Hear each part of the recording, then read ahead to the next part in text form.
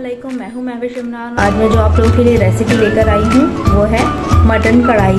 चलिए रेसिपी की तरफ चलते हैं। बकरे का गोश्त मैंने 1 किलो लिया है और मैंने 3 गिलास पानी इसके अंदर डालकर, नमक डालकर और इसे मैंने बॉईल कर लिया था। इसी यखनी से तैयार कर ली है। नमक हस्बे ज़रूरत, लाल मिर्च पाउडर 2 चाय के चम्मच, हल्दी पाउडर 1 चाय का चम्मच, साबुत धनिया और ज़ीरा भुना हुआ कुटा हुआ 1 खाने का चम्मच। टमाटर मैंने 3 दरमियाने साइज़ के लिए हैं और इसे मैंने बारीक काट लिया है। चलिए रेसिपी स्टार्ट करते हैं। चाय फ्लेम ऑन कर लेते हैं। सबसे पहले इसके अंदर जाएगा ऑयल तकरीबन मैं 1 प्याली लूँगी।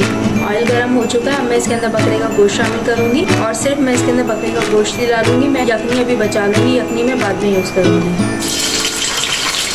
बकरे का गोश्त शामिल कर दिया मैंने इसके अंदर। अब मैं इसके अंदर मसाले ऐड करूँगी। बकरे का गोश्त चूँकि गला हुआ है इसलिए मैं इसके अंदर अब मसाले डायरेक्ट डालूँगी।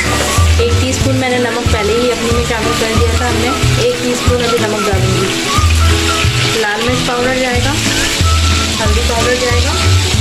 थोड़ा सा मैंने इसको भून लिया है। अब मैं इसके अंदर टमाटर ऐड करूँगी। अब इसके अंदर टमाटर जाएंगे। अब इसके अंदर मैं यखनी ऐड करूँगी। मैंने इसके अंदर यखनी शामिल कर दी है।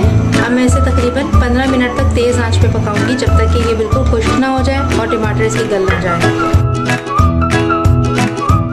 ये देख लीजिए टमाटर इसके अंदर बिल्कुल गायब हो चुके हैं। ये बिल्कुल भुन सा चुका है। अब मैं इसके अंदर साबुत धनिया और ज़ीरा शामिल करूँगी जो मैंने भून के रखा हुआ था। अब इसे मिक्स कर लीजिए। चलो अब इसी तेज़ आंच पे भुनाई कर लेते हैं।